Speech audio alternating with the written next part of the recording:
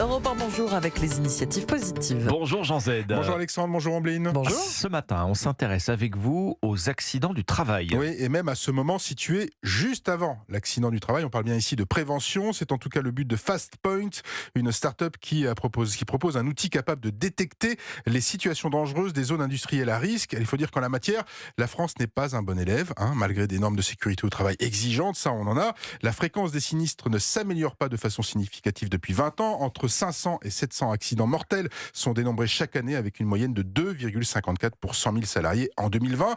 La moyenne de l'Union européenne, c'est 1,77. Et la couronne du champion, elle va sur la tête des Pays-Bas avec 0,3 accidents pour 100 000 employés. Alors, quelle est l'idée de cette société FastPoint ?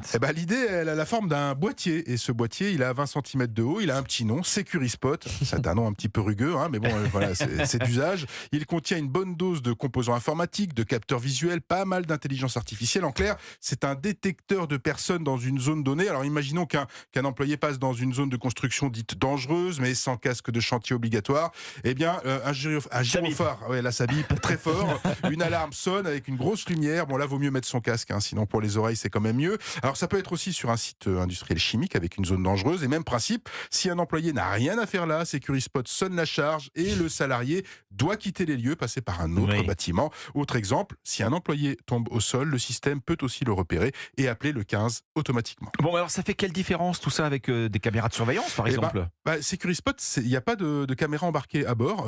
Ça n'enregistre aucune image, aucun flux vidéo à l'extérieur, qui ne part à l'extérieur. Donc voilà, c'est pas un outil d'espionnage non plus. C'est un détecteur en fait qui analyse jusqu'à 40 mètres de distance les événements prédéfinis, dans le but donc là ici de lutter contre les accidents du travail. Il peut aussi détecter à distance des obstacles et donc les risques de collision lors d'une opération de manutention, par exemple avec un véhicule lourd. Un système innovant, Jean, qui est actuellement en test. Oui, système de prévention en test à la base navale de Cherbourg, chez IDEA. C'est un logisticien industriel, une période de test qui se termine et la mise sur le marché est attendue en ce début 2024.